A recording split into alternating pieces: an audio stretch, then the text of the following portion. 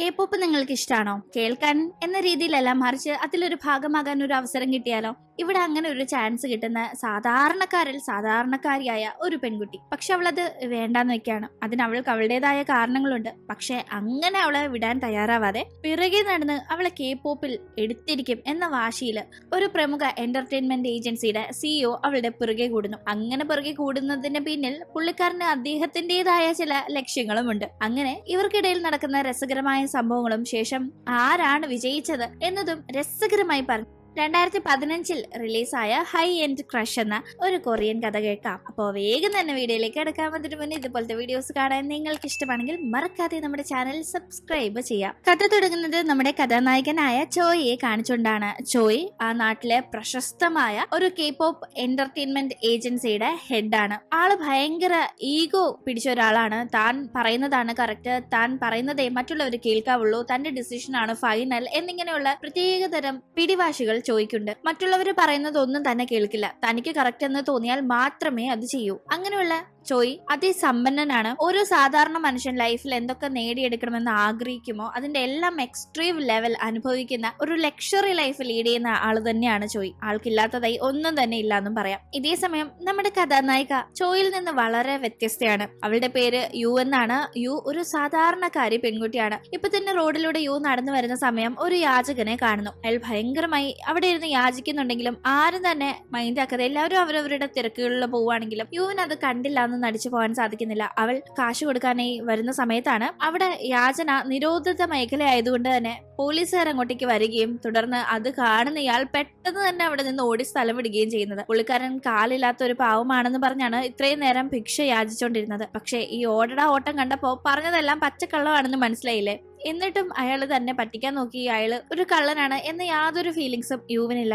പാവം എന്നാണ് അവൾക്ക് അപ്പോഴും തോന്നുന്നത്. ഇതേ സമയം ഒരു മോഡലിനെ കൂട്ടിക്കൊണ്ട് വരാനായി ചോയ് തന്റെ പിയെയും പറഞ്ഞു വിട്ടിട്ടുണ്ടായിരുന്നു. പക്ഷെ ആ മോഡൽ പിയെ പുറകെ നടന്നിട്ടൊന്നും കൂടെ ചെല്ലാൻ തയ്യാറാവാതെ എസ്കേപ്പ് ആയി ഓടിക്കൊണ്ടിരിക്കുകയാണ്. പിയെ പിറകെ ഓടുന്നുണ്ട്. ഒടുക്കം ഇനി ഓടാൻ ഒരു സ്ഥലമില്ല, ട്രാപ്പായി ഇവർ തന്നെ കൂട്ടിക്കൊണ്ടുപോയി അഭിനയിപ്പിക്കും എന്ന ഒരു അവസ്ഥയാകുമ്പോ ആ പെൺകുട്ടി ആകെപ്പാടെ കുഴഞ്ഞു പോകുന്നുണ്ട്. ഒരു പക്ഷേ ചോയുടെ കീഴിൽ വർക്ക് ചെയ്യാൻ താല്പര്യമില്ലാഞ്ഞിട്ടായിരിക്കാം. കാരണം ആള് ഭയങ്കര റൂഡാണ്. അവള് രക്ഷപ്പെടാനായിട്ട് ഒരു അടവെടുക്കുന്നു. എന്നെ തട്ടിക്കൊണ്ട് വന്ന് നോക്കുന്നു എന്ന് പറഞ്ഞ് അവൾ അവിടെ കിടന്ന് ബഹളം വെക്കുമ്പോ പിറകെ ഓടി വന്ന പിയെയാണ് തട്ടിക്കൊണ്ടു പോകാൻ വന്നതെന്ന് കരുതി അതുവഴി വന്ന് നമ്മുടെ യു ആ പെൺകുട്ടിയെ രക്ഷിക്കാനായി പിയെ അടിക്കുന്നു. ആ ഒരു ഗ്യാപ്പിന് ആ മോഡൽ ഓടി പോകുന്നുണ്ടെങ്കിലും യു അവിടെ പെട്ടുപോകുന്നുണ്ട്. ചോയെ വേഗം തന്നെ ഫോൺ ചെയ്ത് പിയെ കാര്യം അറിയിക്കുന്നു. മോഡലിനെ പിടിച്ചിട്ട് കിട്ടിയില്ല, പുള്ളിക്കാരി ഓടിപ്പോയെന്ന്. അതൊന്നും പറഞ്ഞാൽ പറ്റില്ല, എനിക്കിപ്പോ ഫോട്ടോഷൂട്ട് നടത്താനായി ഒരു പെൺകുട്ടി വേണം, എവിടെന്നെങ്കിലും ഒപ്പിച്ചോണ്ട് വരാനായി ചോയ് ഷൗട്ട് ചെയ്യുമ്പോഴേക്കും പിയെ ആലോചിച്ചിട്ട് ഒരൊറ്റ വഴിയുള്ളൂ. മുന്നിൽ നിൽക്കുന്ന യു കാണാനും നല്ല തരക്കേടില്ലാത്തത് കൊണ്ട് തങ്ങൾക്ക് മോഡലായി ഒന്ന് കോപ്പറേറ്റ് ചെയ്യണമെന്ന് ആവശ്യപ്പെടുമ്പോ യു അതിനൊന്നും തയ്യാറാവാതെ നിൽക്കുമ്പോ എന്റെ തലക്കടിച്ചിട്ട് നിങ്ങൾ കാരണല്ലേ മോഡൽ രക്ഷപ്പെട്ട് ഓടിയത്, അതുകൊണ്ട് നിങ്ങൾ വന്നേ പറ്റൂന്ന് പറഞ്ഞ്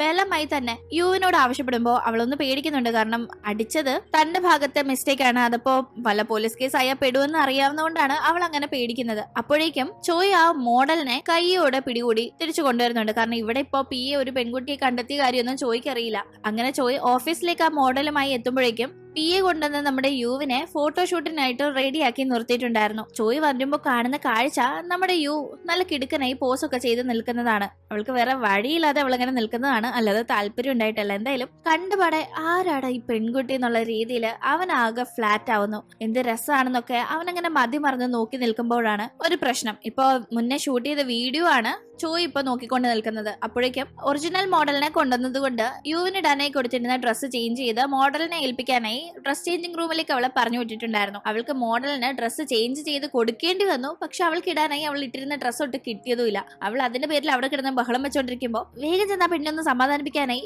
ചോയ് പറഞ്ഞു വിടുന്നുണ്ട്. പി അത് കേട്ട് പോകുന്ന സമയത്ത് ഏറുകൊണ്ട് ആള് പേടിച്ചു വരുന്നു. ഞാൻ തന്നെ പോകാന്നും പറഞ്ഞ് ചോയ് നേരെ എറിയുന്ന സാധനമൊക്കെ മാസായി പിടിച്ച് ബഹളം വെക്കുന്ന യുവിന്റെ അടുത്ത് സമാധാനിപ്പിക്കാനായി ക്ലോസപ്പിൽ ചെല്ലുന്ന സമയത്താണ് അവള് ഡ്രസ്സ് ചേഞ്ച് ചെയ്താണ് അവിടെ നിൽക്കുന്നത്. ഒന്നും തന്നെ ഇല്ല എന്ന കാര്യം അവൻ കാണുന്നത്. രണ്ടുപേരും ആകെ ഷോക്കാവുന്നു. പെട്ടെന്ന് പേടിച്ച് ചോയ് അവിടെ നിന്ന് ഓടാനായി നോക്കുമ്പോ അവൻ ഇപ്പൊ ഓടിപ്പോയി തന്നെ നാട്ടിക്കുമോ എന്നാകെ പേടിക്കുന്ന യു ഡ്രസ്സ് കൊണ്ടുത്താന്ന് പറഞ്ഞ് അവിടെ കിടന്ന് ഓരോന്ന് എറിഞ്ഞ് ബഹളം വെച്ച കണക്ക് തന്നെ ചോയ്ക്കിട്ട് ഒരു ഏറ് കൊടുക്കുമ്പോ ചോയുടെ ബോധം പോകുന്നുണ്ട്. ബോധം വരുന്ന സമയത്താണ് ചോയ് ആരാ പെണ്ണ് എന്ന് തിരക്കുന്നത്. മുന്നേ വീഡിയോ കണ്ട് മതി മറന്നിരുന്നെങ്കിലും അവൻ ആരാണത് എന്ന് തിരക്കാനുള്ള ഗ്യാപ്പ് കിട്ടിയിരുന്നില്ല. ഇപ്പൊ തിരക്കുമ്പോ താൻ ഇതുപോലെ മോഡലിനെ കിട്ടാത്തത് കൊണ്ട് കൂട്ടിക്കൊണ്ടു വന്ന പെൺകുട്ടിയാണെന്ന് PA പറയുന്നു. അവക്ക് എന്ത് ധൈര്യം ഉണ്ടെങ്കിൽ അവൾ എന്നെ സാധനം എടുത്ത് എറിയൂന്നും പറഞ്ഞ് അവൻ ദേഷ്യപ്പെടുമ്പോ ഡോക്ടറിനെ വിളിക്കണമെന്ന് PA ചോദിക്കുമ്പോ ഡോക്ടർ അല്ല ഒരു ലോയറിനെ വിളിക്കുക, അവൾ എന്നെ ഉപദ്രവിച്ചു, അതിനെതിരെ കേസ് കൊടുക്കണമെന്ന് പറഞ്ഞ് ചോയ് ഷൗട്ട് ചെയ്യുന്ന ടീം ആക്ച്വലി പുള്ളിക്കാരി ഡ്രസ്സ് ചേഞ്ച് ചെയ്തുകൊണ്ടിരുന്ന ആ ഒരു സ്ഥലത്തേക്ക് സാറാണ് പോയത്. അപ്പോ കേസായാല് സാറിനെതിരെ കുറ്റം വരും. ഇല വന്ന് മുള്ളി വീണാലും മുള്ളു വന്ന് ഇല വീണാലും കേട് ഇലക്കാണെന്നല്ല PA പറഞ്ഞ് മനസ്സിലാക്കാൻ നോക്കുന്നതൊന്നും തന്നെ ചോയ് കേൾക്കുന്നില്ല. എന്തേലും നീ ആ പെണ്ണിനെ വിളിച്ച് രണ്ടെണ്ണം പറയട്ടെ എന്ന് പറഞ്ഞ് അവള് കിടന്ന് ബഹളം വെച്ചപ്പോ കാര്യം തിരക്കാനായി ചെന്ന് തന്നെ ഇങ്ങനെ അടിച്ച് ബോധം കെടുത്തിയല്ലോ എന്നുള്ള കലിപ്പില് ചോയ് സംസാരിക്കുന്നു. അങ്ങനെ യു അവിടേക്ക് വരുന്നുണ്ട്. യുവും നല്ല കലിപ്പിലൊക്കെയാണ് വരുന്നത്. എന്നെ എന്തിനാ അറ്റാക്ക് ചെയ്തെന്ന് ചോദിക്കുമ്പോ പിന്നെ ഞാൻ ഡ്രസ്സ് ചേഞ്ച് ചെയ്തുകൊണ്ടിരുന്നിടത്ത് ഇങ്ങനെ വന്നു നിന്നാ ഞാൻ പിന്നെ എന്ത് ചെയ്യണമെന്ന് അവളും ദേഷ്യപ്പെടുന്നു. അതിന് നിങ്ങൾ ആ ഒരു അവസ്ഥയിൽ നിൽക്കായിരുന്നു എന്ന് സത്യം പറഞ്ഞാൽ എനിക്ക് അറിയില്ലായിരുന്നു. എന്തിനാ ഈ ബഹളം വെക്കുന്നതെന്ന് അറിയാതെ ഞാൻ വന്ന് നോക്കിയതാ, അതിന് ഇത്രയും ചെയ്യണമായിരുന്നു എന്ന് ചോദിച്ച് അവളോട് ഇങ്ങനെ നേരിട്ടിരുന്ന് സംസാരിച്ചുകൊണ്ടിരിക്കുമ്പോഴാണ് ഇങ്ങനെ നേരിൽ കാണുന്ന ടീം അവളൊരു നോർമൽ പെൺകുട്ടിയാണ്. പക്ഷെ മുന്നേ അവളുടെ ഫോട്ടോഷൂട്ടിന്റെ ഇടയിൽ എടുത്ത വീഡിയോ താൻ സ്ക്രീനിൽ കണ്ടപ്പോ ആള് വേറെ ലെവലായിരുന്നു എന്നത് അവൻ ഓർക്കുന്നത്. അപ്പോ ഇവൾക്ക് നല്ല ക്യാമറ ഫേസ് ഉണ്ട്, ഇവളെ മോഡലാക്കിയാല് പെർഫെക്റ്റ് ഓക്കെ ആയിരിക്കുമെന്ന് ചോയ്ക്ക് തോന്നുന്നു. അതുകൊണ്ട് തന്നെ ഒരു ഓഫർ ചോയ് പറയാണ്, ഞങ്ങളുടെ ഏജൻസിയിൽ ചേരുന്നോ, K-പോപ്പിന്റെ ലോകത്തേക്ക് ഞാൻ കൊണ്ടുവന്ന് എത്തിക്കാം എന്നിങ്ങനെ ചോയ് പറയുമ്പോ എനിക്കതിലൊന്നും ഒട്ടും ഇൻട്രസ്റ്റ് ഇല്ലാന്ന് യു എടുത്തടിച്ച് പറയുന്നു. ആക്ച്വലി ആദ്യമായിട്ടാണ് ഒരാൾ K-പോപ്പിലേക്ക് ഒരു അവസരം കൊടുക്കുമ്പോ അതിങ്ങനെ റിജക്ട് ചെയ്യുന്നത് ചോയ് കേൾക്കുന്നത്. പൊതുവെ ആളുകൾ ഇവന്റെ പുറകെയാണ് നടക്കാറുള്ളത്, അവന്റെ സ്ഥാപനത്തിൽ ഒരു ചാൻസ് കൊടുക്കണമെന്ന് റിക്വസ്റ്റ് ചെയ്തുകൊണ്ട്. അതുകൊണ്ട് തന്നെ ചോയ് ആകെ ഈ ഒരു റിയാക്ഷനിൽ ഷോക്ക് ആവുന്നു. ആ റിജക്ഷൻ ഇഷ്ടപ്പെടാതെ ബലമായി കോൺട്രാക്റ്റിൽ സൈൻ ചെയ്യണമെന്ന് അവളോട് സംസാരിച്ചുകൊണ്ടിരിക്കുന്ന ചോയെ തള്ളിയിട്ട് അവൾ അവിടെ നിന്ന് പോകുന്നുണ്ട്. താഴെ വീഴുന്ന ചോയ് പിറകെ ചെല്ലുമ്പോഴേക്കും ഒരു ബസ്സിൽ കയറാനായി യു തുടങ്ങുകയായിരുന്നു. അവൻ പിറകെ ചെന്ന് അവളെ തടയുന്ന ടീം രണ്ടുപേരും വളരെ ക്ലോസപ്പിൽ വരുന്നു. അവിടെ പ്രണയം മുട്ടിടുന്നില്ല, മറിച്ച് യു തന്റെ കയ്യിൽ പിടിച്ച് പബ്ലിക് പ്ലേസിൽ തന്നെ ഹറാസ് ചെയ്തു എന്ന് പറഞ്ഞ് കംപ്ലൈന്റ് കൊടുക്കുകയാണ് ചോയ്ക്കെതിരെ. ആ കംപ്ലൈന്റ് കൊടുക്കാനായി യുവിന്റെ കൂടെയുള്ളത് ജാങ് എന്ന മറ്റൊരാളാണ്. ഈ ജാങ് ചോയെ പോലെ തന്നെ ഒരു വലിയ എന്റർടൈൻമെന്റ് ഏജൻസിയുടെ ഹെഡാണ്. തുടർന്ന് ഈ കേസുമായി ബന്ധപ്പെട്ട് സ്റ്റേഷനിലേക്ക് ചെല്ലുമ്പോൾ ചോയ്ക്ക് വരുന്നുണ്ട്. ആ സമയത്താണ് ഒരു സാധാ വില്ലേജ് ഗേൾ ആണ് യു എന്നും അവളുടെ വില്ലേജിൽ വെച്ച് ട്രക്കിങ്ങിന് പോയ ടീം ജാങ് ഒരു പ്രശ്നത്തിൽ പെട്ടപ്പോ യു ആണ് അവളെ സഹായിച്ചതെന്നും അങ്ങനെയാണ് അവർക്കിടയിൽ പരിചയമെന്നതുമൊക്കെ PA വഴി ചോയ് അറിയുന്നു. എന്തായാലും അന്ന് ആ ഒരു കാര്യത്തിന് ശേഷം ഗ്രാമത്തിലേക്ക് തിരിച്ച് യു പോകുന്നുണ്ടെങ്കിലും ചോയ് അവളെ വിടാൻ തയ്യാറല്ല. ഇപ്പൊ തന്റെ ശത്രുവിന്റെ പരിചയക്കാരിയാണ് അവൾ എന്നും കൂടി അറിഞ്ഞപ്പോ തീർച്ചയായും താൻ ആഗ്രഹിച്ചതുപോലെ അവളെ തന്റെ ഏജൻസിയിൽ തന്നെ ചേർത്തിരിക്കുമെന്ന വാശിയിൽ അവളുടെ ഗ്രാമത്തിലേക്ക് ചോയ് ഒറ്റയ്ക്ക് അന്വേഷിച്ചു പോകുന്നു. വണ്ടിയിലൊന്നും പോകാൻ പറ്റത്തില്ല, ഇപ്പൊ പോയാലും ശരിയാവില്ല, ഇപ്പൊ ഇരുട്ടും പെട്ടെന്ന്, അതുകൊണ്ട് പോവണ്ട എന്നൊക്കെ അവൻ ആ ഗ്രാമത്തിന് തൊട്ടടുത്തുള്ള ഒരു ജംഗ്ഷൻ കണക്കുള്ള സ്ഥലത്ത് അന്വേഷിക്കുമ്പോൾ അവിടുത്തെ ആള് പറഞ്ഞു കൊടുക്കുന്നുണ്ട്. പക്ഷെ ഇല്ല, ഞാൻ പോയേ പറ്റൂ, എനിക്ക് കണ്ടേ പറ്റൂ എന്ന് പറഞ്ഞ് അവൻ ഒറ്റയ്ക്ക് ആ ഒരു ജംഗ്ഷന്റെ അവിടെ വണ്ടി നിർത്തിയിട്ട് തനിയെ നടന്ന് കുറെ കുന്നും മലയും ഒക്കെ കയറി മലമുകളിൽ ഒരുവിധം വന്ന് നിൽക്കുമ്പോൾ ദൂരെ കാട്ടിൽ ഒരു ഒറ്റപ്പെട്ട വീട് കാണാം. അതാണ് യുവിന്റെ വീടെന്ന് മനസ്സിലാക്കി കഷ്ടപ്പെട്ട് അങ്ങോട്ടേക്ക് ചെല്ലുമ്പോൾ അവൻ അകത്തേക്ക് കടക്കാൻ പേടി. കാരണം മുറ്റത്തൊരു പട്ടിയുണ്ട്, അത് കടിക്കുമോ എന്ന് പേടിച്ച് അവൻ അവിടെ തന്നെ വെയിറ്റ് ചെയ്തിരിക്കുകയാണ്. അവൾ പുറത്തേക്ക് വരുമ്പോ തന്നെ കണ്ട് സംസാരിക്കുമല്ലോ എന്ന് കരുതി അങ്ങനെ വെയിറ്റ് ചെയ്ത് ഇരുട്ടുന്നുണ്ട്. അതിനിടയിൽ അവൻ പേടിച്ച് ഇടയ്ക്കെപ്പോഴോ മയങ്ങിയും പോകുന്നു. പെട്ടെന്ന് എന്തോ വെള്ളത്തിൽ വീണ ശബ്ദം കേട്ടാണ് അവൻ ഞെട്ടി എണ്ണിക്കുന്നത്. എന്താണതെന്ന് അറിയാനായി ശബ്ദം കേട്ട ഭാഗത്തേക്ക് ചെന്ന് നോക്കുമ്പോൾ അവിടെ ഒരു പാറക്കെട്ടിലെ വെള്ളത്തിൽ അവൾ കിടക്കുന്നത് കാണുന്നു. മുന്നേ അവളെ പറ്റി ഈ നാട്ടുകാരനോട് തിരക്കിയ സമയത്ത് മുത്തശ്ശന്റെ മരണശേഷം ആ പെൺകുട്ടി വളരെ ഒറ്റപ്പെട്ട് ജീവിക്കുന്ന ഒരു പെൺകുട്ടിയാണ്. അങ്ങനെ ആരോടധികം മിണ്ടലും കാര്യങ്ങളും ഒന്നും ഇല്ല എന്നൊക്കെയാണ് അറിഞ്ഞത്. ഇവളിനി ആ സങ്കടം സഹിക്കാൻ വയ്യാതെ മരിക്കാൻ തീരുമാനിച്ചതാണോ എന്ന് ഇത് കണ്ട് പേടിച്ച് അവൻ അവളെ രക്ഷിക്കാനായി എടുത്ത് ചാടുന്നുണ്ടെങ്കിലും വെള്ളത്തിൽ വീണ് അവന്റെ ബോധം പോകുന്ന സമയം അവൾക്ക് അവനെ രക്ഷിക്കേണ്ടി വരുന്നു. ആക്ച്വലി അവള് മരിക്കാനായിട്ട് ചാടിയതൊന്നുമല്ല, റിലാക്സ് ആവാനായി ചാടിയതായിരുന്നു. അങ്ങനെ അവൻ അവിടെ നിന്ന് രക്ഷപ്പെടുത്തി അവൾ വീട്ടിലേക്ക് കൊണ്ടുവന്നു കഴിഞ്ഞ് നനഞ്ഞു കുതിർന്ന ഡ്രസ്സൊക്കെ മാറ്റി കഴിയുമ്പോഴാണ് അവന് ബോധം വരുന്നത്. അവൻ അപ്പോഴേക്കും അവന്റെ അനുവാദം ഇല്ലാതെ ഡ്രസ്സ് മാറ്റിയതിന് അവളോട് ഷൗട്ട് ചെയ്യുന്നു. രക്ഷപ്പെടുത്തിയതിന് ഒരു നന്ദി പോലും പറഞ്ഞില്ല. എന്തായാലും ആ ഡ്രസ്സൊക്കെ നനഞ്ഞു കുതിർന്നിരിക്കായിരുന്നു എന്ന് അവള് പറയുമ്പോൾ എനിക്ക് ഡ്രസ്സ് വേണമെന്ന് പറഞ്ഞ് അവൻ വാശി പിടിക്കാണ്. മുന്നേ അവൾക്ക് ഡ്രസ്സ് ഇല്ലാഞ്ഞപ്പോ ഇവൻ അടുത്തേക്ക് ചെന്നപ്പോഴല്ലേ അടിച്ചത്. അതേ കണക്ക് ഇവിടെ നേരെ ഉൾട്ടാ സിറ്റുവേഷൻ. പക്ഷെ ഇവിടെ അടി നടക്കുന്നില്ലെങ്കിലും ഡ്രസ്സിന് അവൻ ബഹളം വെക്കുന്ന ടീം ആൺകുട്ടികളുടെ ഡ്രസ്സൊന്നും എന്റെ ഇല്ല, വേണമെങ്കിൽ ഞാൻ ഇടുന്ന ഒരു ഡ്രസ്സ് തരാന്ന് പറഞ്ഞ് അതെടുത്ത് കൊടുക്കുമ്പോൾ വേറെ വഴിയില്ലാതെ അതവൻ ഇടുന്നു. ശേഷം താനെന്തിനും ഇങ്ങോട്ട് വന്നതെന്ന് മുന്നേ ഇവനെ അറിയാവുന്നത് കൊണ്ട് അവള് ചോദിക്കുമ്പോൾ കുറച്ച് കാര്യങ്ങൾ സംസാരിക്കാനാണെന്ന് പറയുന്ന ടീം എന്തായാലും ഈ രാത്രി ഇനി സംസാരിക്കേണ്ട, നാളെ സംസാരിക്കാം, കിടന്ന് ഉറങ്ങിക്കോന്ന് പറഞ്ഞ് അവൾ അവിടെ നിന്ന് അപ്പുറത്തെ മുറിയിലേക്ക് പോകാൻ നോക്കുമ്പോൾ നോക്കുമ്പോ ഇവന് നല്ല പേടിയുണ്ടെങ്കിലും അത് കാണിക്കുന്നില്ല. പക്ഷെ പേടി കാരണം ഒരു രീതിയിലും ആ മുറിയിൽ കിടന്ന് ഉറങ്ങാൻ പറ്റുന്നില്ല എന്നുള്ള അവസ്ഥയാവുന്നു. ഒരു കയറ് കണ്ടാൽ പോലും അത് പാമ്പാണോ എന്ന് പോലും പേടിക്കുന്നു. കാരണം ഇത് കാടിന്റെ ഒത്ത നടുക്കാണ് ഈ വീട്. അവൻ കിടന്ന് പേടിച്ച് ബഹളം വെക്കുമ്പോ അവിടേക്ക് അവൾ എത്തുന്നുണ്ട്. അവളുടെ റൂമിൽ തന്നെ കിടന്നോട്ടെ എന്ന് ഒടുക്കം പേടി കാരണം അവൻ ചോദിക്കുമ്പോ അതിന് സമ്മതിക്കാതെ അവൾ പുറത്ത് കിടക്കുന്ന സമയം അവൻ പേടിക്കാതിരിക്കാനായി അവന്റെ ശരീരത്ത് കയറിന്റെ ഒരു അറ്റം കെട്ടി ആ കയറിന്റെ മറ്റേ അറ്റം തന്റെ ശരീരത്തും കെട്ടുന്നുണ്ട്. അപ്പൊ പിന്നെ എന്തെങ്കിലും ഒരു അനക്കം വന്നാ അറിഞ്ഞ് വന്ന് നോക്കാമല്ലോ എന്ന രീതിയിൽ ആ ഒരു ധൈര്യത്തിന്റെ പുറത്ത് അവൻ നല്ല സുഖമായി കിടന്നുറങ്ങുന്നു. അടുത്ത ദിവസം രാവിലെ അവൻ എണ്ണിക്കുന്നതിന് മുന്നേ അവൾ എണ്ണീറ്റ് അവിടെ ഓരോ ജോലികളൊക്കെ ചെയ്യാണ്. കയറിന് അത്യാവശ്യം നീളം ഉള്ളത് കൊണ്ട് അവൾ ഈ ജോലികൾ ചെയ്യുന്നതിന്റെ ബുദ്ധിമുട്ടൊന്നും കയർ കെട്ടിയിട്ടുണ്ടായിരുന്നിട്ടും അവൻ അറിയുന്നില്ല. താൻ ഉണരുമ്പോ പേടിക്കാതിരിക്കാനാണ് ഈ കയറുതെ ഈ നിമിഷം വരെ അഴിക്കാതിരുന്നതെന്ന് അവള് പറയുമ്പോ പുള്ളിക്കാരി ആള് കുറച്ച് കെയറിംഗ് ടൈപ്പ് ആണെന്ന് അവന് തോന്നുന്നുമുണ്ട്. അവളാകട്ടെ അവന് നല്ലായി തന്നെ ഫുഡൊക്കെ കുക്ക് ചെയ്ത് കൊടുക്കുന്നുണ്ട്. കാരണം അവളുടെ മുത്തശ്ശൻ എപ്പോഴും അതിഥി ദേവോ ഭവ പറയാറുണ്ടായിരുന്നു. വീട്ടിൽ ഗസ്റ്റ് വരുമ്പോ നന്നായി തന്നെ ഫുഡ് കുക്ക് ചെയ്ത് കൊടുക്കുകയും നല്ല രീതിയിൽ അവരെ നോക്കുകയും ചെയ്യണമെന്നില്ല. അങ്ങനെ ഇപ്പോ ഫുഡൊക്കെ കഴിച്ചു കഴിഞ്ഞാൽ അവളുടെ പിറകെ നടക്കുകയാണ് ജോയി. കോൺട്രാക്റ്റില് സൈൻ ചെയ്ത് തന്റെ കൂടെ സിറ്റിയിലേക്ക് വരണമെന്ന് പറഞ്ഞ് അവൾ അതിന് പറ്റില്ലെന്ന് പറയുമ്പോൾ ആ സമയത്താണ് അവൻ മറ്റൊരു കാര്യം ഓർക്കുന്നത്. കോൺട്രാക്ട് പേപ്പർ അവൻ കൊണ്ടുവന്നിട്ടില്ല. അതുകൊണ്ട് ജസ്റ്റ് ഇവളെ അതിൽ സൈൻ ചെയ്യിപ്പിച്ച് കൊണ്ടുപോകാ എന്നത് നടക്കത്തില്ല. ഇവള് തന്റെ കൂടെ സിറ്റിയിൽ വന്നാലേ അവളെ കൊണ്ട് ഇനി കോൺട്രാക്റ്റിൽ സൈൻ ചെയ്യിപ്പിച്ച് തന്റെ കമ്പനിയുടെ മോഡലാക്കി മാറ്റാൻ പറ്റുന്നു. അതുകൊണ്ട് ആ കാര്യം പറഞ്ഞ് പിറകെ നടക്കുന്നു. അവൾ ഓരോ ജോലി ചെയ്യുമ്പോൾ അതിലൊക്കെ ഹെൽപ്പ് ചെയ്യുന്നു. ജോയി ഇന്നുവരെ ഇതുപോലെ ഒരു സ്ഥലത്ത് താമസിക്കോ ഇതുപോലെ ജോലികൾ ചെയ്യോ ഒന്നും തന്നെ ചെയ്തിട്ടില്ല. അവൻ അതൊക്കെ ചെയ്തിട്ടും അവളുടെ മനസ്സ് മാറുന്നില്ല. താനെന്തിനാ എന്റെ പുറകെ ഇങ്ങനെ നടക്കുന്നത്?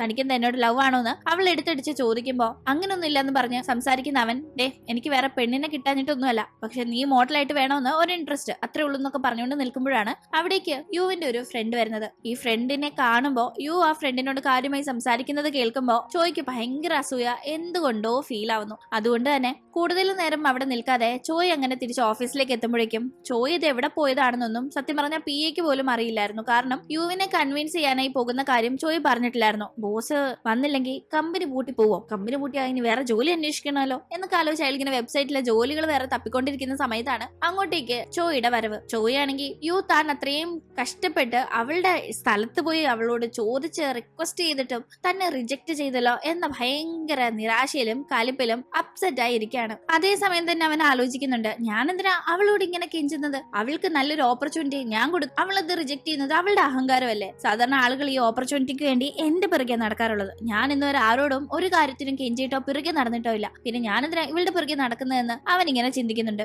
അവന്റെ ഈ പെരുമാറ്റത്തിൽ വന്ന മാറ്റവും ഇടയ്ക്ക് യുവന്റെ പേര് പറയുന്നതും കേൾക്കുമ്പോ പി എ എന്താ ആ പെൺകുട്ടിയെ തന്നെ മോഡലായി വേണമെന്ന് സാറിന് ഇത്ര നിർബന്ധം? സാർ ആ പെൺകുട്ടിയെ പ്രണയിക്കുന്നുണ്ടോ എന്ന് പി എ ചോദിക്കുമ്പോ എല്ലാരും എന്തിനാ ഇതേ ചോദ്യം എന്നോട് ചോദിച്ചാൽ എന്നെ ഡിസ്റ്റർബ് ചെയ്യുന്നതെന്ന് അവരോട് ഷൗട്ട് ചെയ്തതല്ലാതെ സത്യം പറഞ്ഞാൽ തനിക്ക് വേറെ മോഡലിനെ കിട്ടാഞ്ഞിട്ടൊന്നുമല്ല. യുവനോടൊരു വല്ലാത്തൊരു താല്പര്യം തോന്നി. അതുകൊണ്ട് അവളെ മോഡലാക്കാനായി അവളുടെ പിറകെ നടക്കുകയാണ് എന്ന ആ ഒരു യാഥാർത്ഥ്യം തുറന്ന് സമ്മതിക്കാനായി ചോയ് തയ്യാറാവുന്നില്ല.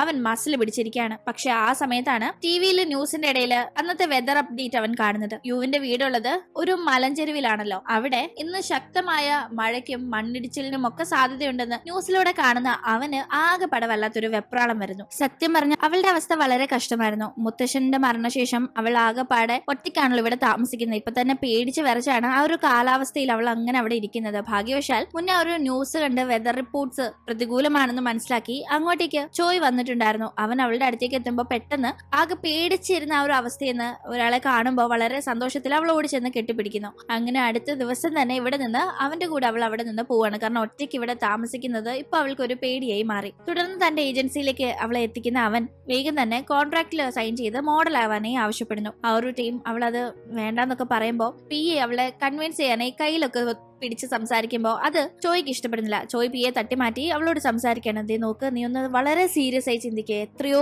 പേര് കൊതിക്കുന്ന ഒരു ഓപ്പർച്യൂണിറ്റി ആണ് ഇതെന്ന് അറിയാമോന്നെല്ലാം അവൻ പറയുമ്പോൾ അവൾ അത് കൺസിഡർ ചെയ്യാൻ ഓക്കെ ആവുന്നു. പക്ഷെ എന്റെ നായ്ക്കുട്ടി, അതിനെ ഞാൻ ആരെ ഏൽപ്പിക്കും? എനിക്ക് വർക്കിലൊക്കെ തിരക്കായ പിന്നെ എന്റെ നായ്ക്കുട്ടി ആര് നോക്കുന്നൊക്കെ അവള് ടെൻഷനായി. ഞാൻ എന്റെ ഫ്രണ്ടിനെ ഏൽപ്പിച്ചാൽ മതിയോ എന്നൊക്കെ മുന്നേ കണ്ട ആ പയ്യനെ പറ്റി പറയുമ്പോൾ അതും ചോയ്ക്ക് ഇഷ്ടപ്പെടുന്നില്ല. എന്തിനാ നിന്റെ ഫ്രണ്ടിനെ ബുദ്ധിമുട്ടിക്കുന്നത്? ദേ ഇവിടെയല്ല എന്റെ പി എ ഉള്ളത്, അവൻ അവന്റെ സ്വന്തം കുഞ്ഞിനെ പോലെ ഇതിനെ നോക്കിക്കോളൂന്നും പറഞ്ഞ് ചോയ് ആ നായ്ക്കുട്ടി ഉത്തരവാദിത്തം പിയുടെ തലയിൽ കെട്ടിവെക്കുന്നു. അങ്ങനെ അവൾക്ക് താമസ സൗകര്യവും ഇവിടെ റെഡിയാക്കുന്നു. തുടർന്ന് അങ്ങോട്ടേക്ക് തന്റെ പിയുടെ കൂടെ യുവിനെ ചോയ് വിടുന്ന സമയത്ത് കാറിൽ പോകുന്ന ടീം പി എ എന്റെ സാറിന് നിങ്ങളെ വളരെ ഇഷ്ടമായെന്ന് തോന്നുന്നു, സാർ ആർക്കും വേണ്ടിയും ഇങ്ങനെ ഒന്നും ചെയ്ത് ഞാൻ കണ്ടിട്ടില്ല എന്നൊക്കെ പറയുമ്പോൾ അവൾ അത് കേട്ട് ചിരിക്കുന്നു. അങ്ങനെ പിന്നീട് അവൾ ഇവിടെ ഏജൻസിയിൽ ഒരു മെമ്പറായി ജോയിൻ ചെയ്തിരിക്കുന്നു. ജസ്റ്റ് ഒരു ഫോട്ടോഷൂട്ടിന്റെ മോഡൽ എന്ന രീതിയിൽ മാത്രമല്ല, അവരുടെ K-pop ഗ്രൂപ്പിലേക്കും അവളെ ചേർക്കാനായുള്ള കാര്യങ്ങളൊക്കെ ചെയ്യുന്നുണ്ട്. അവിടെ ബോയ് ഗ്രൂപ്പും ഉണ്ട്, ഗേൾ ഗ്രൂപ്പും ഉണ്ട്. ബോയ് ഗ്രൂപ്പിനെ കാണുമ്പോൾ എനിക്ക് BTS ആണ് ഓർമ്മയിൽ വന്നത്. എന്തായാലും ഇവിടെ ഇങ്ങനെ കാര്യങ്ങൾ മുന്നോട്ട് പോകുമ്പോൾ യുവിനോട് ഒരു പ്രത്യേക താല്പര്യം ചോയ് കാണിക്കുന്നുണ്ട്. ചോയ് യുവിനെ കണ്ട ശേഷം പഴയ ആളെയല്ല, പഴയ സ്ട്രിക്ട്നെസ് ഒന്നുമില്ല, ഭയങ്കര സോഫ്റ്റ് ആയി മാറിയുന്ന ഒരു ടോക്ക് കമ്പനിയിൽ തന്നെ ചുറ്റിപ്പറ്റി നടക്കുന്നുണ്ട് എന്ന് മനസ്സിലാക്കുന്ന ചോയ് പിന്നീട് ആളുകളുടെ മുന്നിൽ വെച്ച് യുവിനെ വലിയ അടുപ്പം കാണിക്കാതെ മൈൻഡ് ആക്കാതെ ഇരിക്കാനായി തീരുമാനിക്കുന്നു. പക്ഷെ അപ്പോഴും മാറിയും ഒളിഞ്ഞും നിന്ന്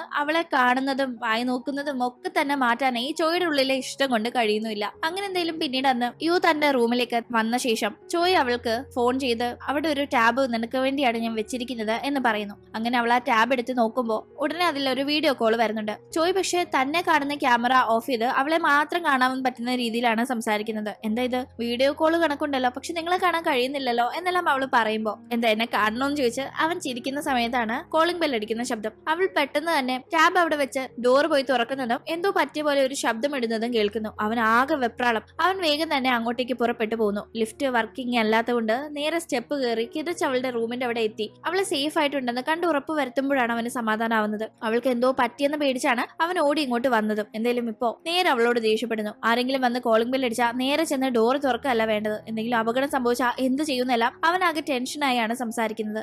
അല്ല ശരി, ആരാ വന്നത്, എന്താ നീ അപ്പൊ അങ്ങനെ സംസാരിച്ചത് എന്നൊക്കെ ചോദിക്കുമ്പോ അത് ഒന്നുമില്ല, ആരോ റൂം മാറി വന്നതാണെന്നൊക്കെ അവള് പറയുന്നു. പക്ഷെ ആക്ച്വലി വന്നത് അവളുടെ ആ ഒരു ഫ്രണ്ടാണ്. ചോയുടെ കമ്പനിയുടെ കോമ്പറ്റീറ്റർ ആയ ജാങ്ങിന്റെ എന്റർടൈൻമെന്റ് സ്ഥാപനത്തിന് വേണ്ടി ചേർന്ന് ആ ഒരു ഫ്രണ്ട് ഇപ്പൊ പ്രവർത്തിക്കുന്നു. ഇവിടെ ഇപ്പോ ചേർന്നിരിക്കുന്ന യുവിനെ എങ്ങനെയെങ്കിലും അവരുടെ സ്ഥാപനത്തിലേക്ക് കൊണ്ടെത്തിക്കാനായി അവർക്ക് വേണ്ടി കാശ് വാങ്ങി യുവിനെ കൺവിൻസ് ചെയ്യാൻ വന്നതായിരുന്നു ആ ഒരു ഫ്രണ്ട്. പക്ഷെ ആ കാര്യങ്ങളൊന്നും തന്നെ ചോയോട് യു ഇപ്പൊ പറയുന്നില്ല. എന്തായാലും പിന്നീട് ചോയ്ക്ക് യുവിനോടുള്ള താല്പര്യം മനസ്സിലാക്കുന്ന പി എ യുവിന്റെ വലിയൊരു ഫോട്ടോ തന്നെ ചോയുടെ വീട്ടിലൊക്കെ സ്റ്റിക്ക് ചെയ്ത് വെക്കുന്നുണ്ട്. അതിന്റെ ഇടയിൽ യു ഡാൻസ് പ്രാക്ടീസിനൊക്കെ നിൽക്കുന്ന സമയം അവൾക്ക് അങ്ങനെ അങ്ങോട്ട് എക്സ്പ്രഷൻ വരുന്നില്ല എന്ന് പറയുന്ന അവരുടെ ട്രെയിനർ നമുക്ക് എന്തെങ്കിലും ഒരു കാര്യത്തെ പറ്റി അല്ലെങ്കിൽ എന്തെങ്കിലും ഒരാളെ പറ്റിയൊക്കെ ആലോചിക്കുമ്പോൾ ഭയങ്കര ഒരു ചിരിയും നാണോ ഒക്കെ ഉള്ളിൽ നിന്ന് വരുന്ന ഒരു അവസ്ഥയുണ്ട്. അതേ കണക്ക് നിനക്ക് എന്തെങ്കിലും ആലോചിക്കാനുണ്ടെങ്കിൽ ആലോചിച്ച് നിൽക്കുക, അപ്പൊ നീ പോലും അറിയാതെ വളരെ നാച്ചുറൽ ആയ ഒരു ചിരി ഉള്ളിൽ നിന്ന് വരും എന്ന് അവര് പറയുമ്പോൾ അങ്ങനെ ലൈഫിൽ കാര്യമായി ഇഷ്ടപ്പെടുന്ന ഒന്നും തന്നെ ഇത്രയും നാൾ യുവിനുണ്ടായിരുന്നില്ല, അവളുടെ മുത്തശ്ശൻ ഒഴിച്ച്. പക്ഷെ ഇപ്പൊ മുത്തശ്ശനെ പറ്റി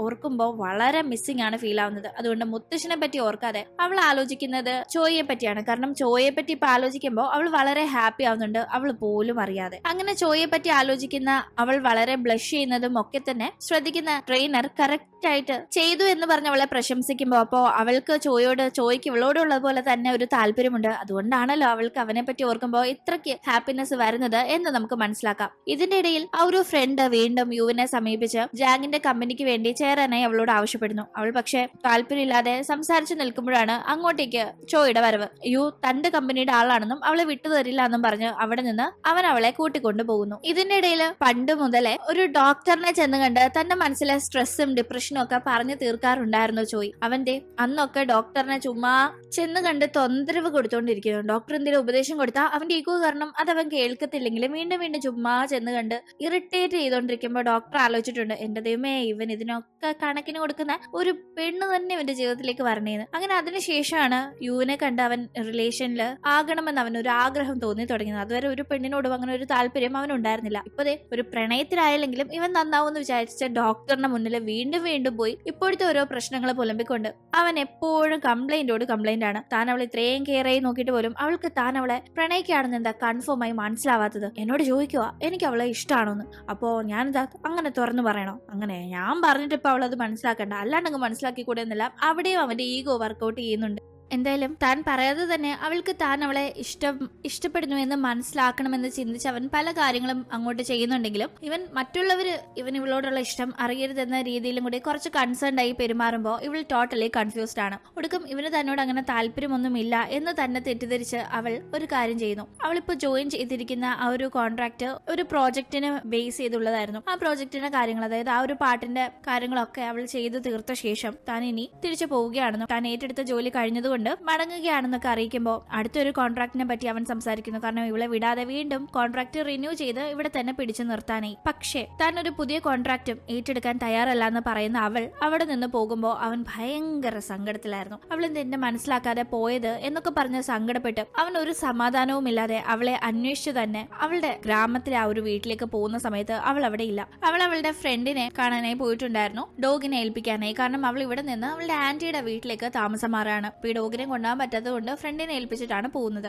ആ ഒരു സമയത്ത് ഈ ഫ്രണ്ടും ഇനി ചോയുടെ സ്ഥാപനത്തിലേക്ക് തിരിച്ചു പോകരുത് എന്ന കാര്യം കൊണ്ട് പറ്റുന്ന കണക്ക് ബ്രെയിൻ വാഷ് ഒക്കെ ചെയ്ത് സംസാരിക്കുന്നുണ്ട്. ഓൾറെഡി ചോയ് തന്നെ പറ്റിക്കുകയാണ്. അവൻ പലപ്പോഴും തന്നെ പൊട്ടം കളിപ്പിക്കുകയാണ്. ഇഷ്ടമുണ്ടെന്നോ ഇഷ്ടമില്ലെന്നോ ഒന്നും മനസ്സിലാവുന്നില്ല എന്ന കാര്യം കൊണ്ടൊക്കെ അവൾ പിന്നീട് ചോയ്ക്ക് ഒരു ഡിസ്റ്റർബൻസ് ആയി മുന്നിൽ പോകാൻ താല്പര്യപ്പെടാതെ അവൻ അവൾക്ക് കോൺടാക്ട് ചെയ്യാനായി കൊടുത്തിരുന്ന ഫോൺ പോലും ഫ്രണ്ടിന്റെ വാക്ക് കേട്ട് സ്വിച്ച് ഓഫ് ചെയ്ത് വെക്കുന്ന അവൾ പിന്നീട് എവിടേക്കാണ് പോയത് എന്ന് പോലും അവന് കണ്ടുപിടിക്കാനായി സാധിക്കുന്നില്ല. അവനാണെങ്കിൽ അവളെ കാണാതെ മിണ്ടാതെ എവിടെയാണെന്ന് അറിയാൻ കഴിയാതെ ഭയങ്കര സങ്കടത്തിലുമായിട്ടുണ്ട്. ഇടയ്ക്കിടെ അവൻ അവനെ തന്നെ സമാധാനിപ്പിക്കാൻ നോക്കുന്നുണ്ട്. എന്തിനാ എന്നെ ഉപേക്ഷിച്ച് പോയ അവളെ ഓർത്ത് ഞാൻ സങ്കടപ്പെടുന്നത്? അവള് വേണ്ടേ എന്നെ ഉപേക്ഷിച്ച് പോയല്ലോ എന്നോർത്ത് സങ്കടപ്പെടാനെന്നല്ല. പക്ഷെ അവൻ അങ്ങനെയൊന്നും സമാധാനിക്കാൻ കഴിയുന്നില്ല എന്നതാണ് മറ്റൊരു വസ്തുത. അങ്ങനെ അവളെ കാണാതെ സങ്കടപ്പെട്ട് നടക്കുന്ന ഒരു ദിവസം അവൻ വളരെ യാദൃശ്ചികമായി ഒരു പബ്ലിക് പ്ലേസിൽ വെച്ച് യുവിനെ കണ്ടുമുട്ടുന്നു. സത്യം പറഞ്ഞത് അവള് തന്നെയാണോ അതോ അവളെ പറ്റി ചിന്തിച്ച് നടക്കുന്നത് കൊണ്ട് തനിക്ക് അങ്ങനെ തോന്നുന്നതാണോ എന്ന് പോലും അവനൊന്ന് അമ്പരന്ന് പോകുന്നുണ്ട്. പിന്നീട് അത് അവള് തന്നെയാണെന്ന് മനസ്സിലാക്കുമ്പോൾ അവൻ വളരെ ഹാപ്പിയായി സംസാരിക്കാൻ പോകുന്നുണ്ട്. തന്റെ ഉള്ളിലെ ഇഷ്ടം തുറന്ന് പറയണമെന്നുണ്ടെങ്കിലും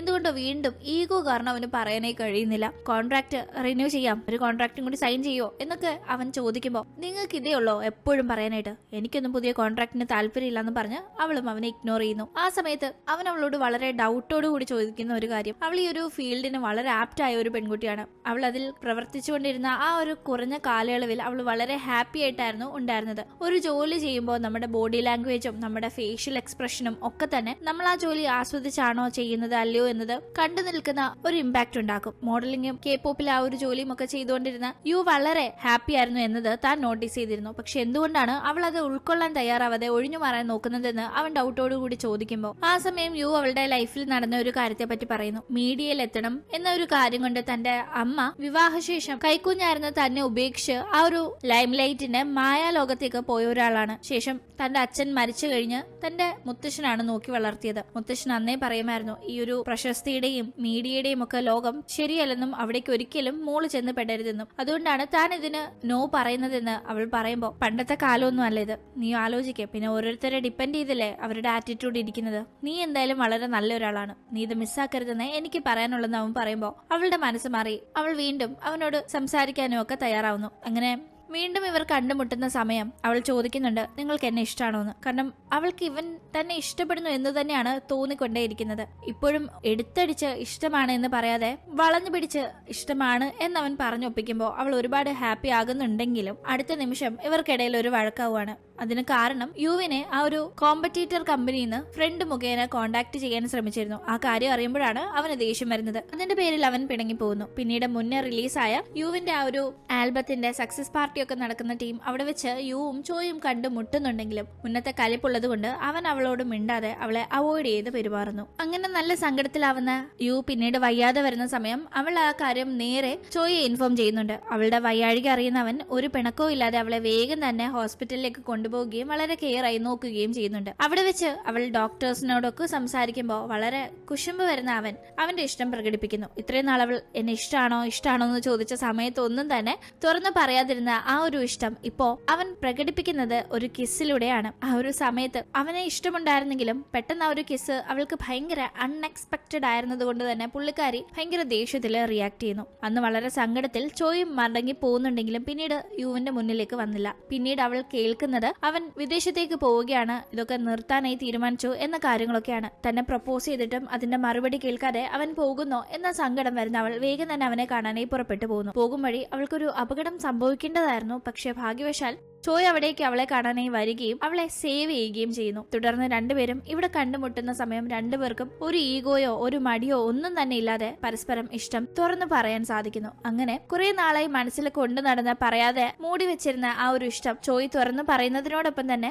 എങ്ങും അവളുടെ ഇഷ്ടവും തുറന്നു പറഞ്ഞ് അങ്ങനെ ഇവർ ഒന്നാവുകയും തുടർന്ന് ഹാപ്പിയായി മുന്നോട്ട് പോകുന്നതായും കാണിച്ചുകൊണ്ട് ഈ ഒരു കഥ ഇവിടെ അവസാനിക്കുന്നു. ഇന്നത്തെ ഈ ഒരു വീഡിയോ നിങ്ങൾക്ക് ഇഷ്ടപ്പെട്ട് കാണുമെന്ന് പ്രതീക്ഷിക്കുന്നു. ഇഷ്ടപ്പെട്ടെങ്കിൽ മറക്കാതെ വീഡിയോ ലൈക്ക് ചെയ്ത് ചെയ്തും ഷെയർ ചെയ്തും സബ്സ്ക്രൈബ് ചെയ്തും സപ്പോർട്ട് ചെയ്യുക. വീണ്ടും കാണും വരെ ബൈ.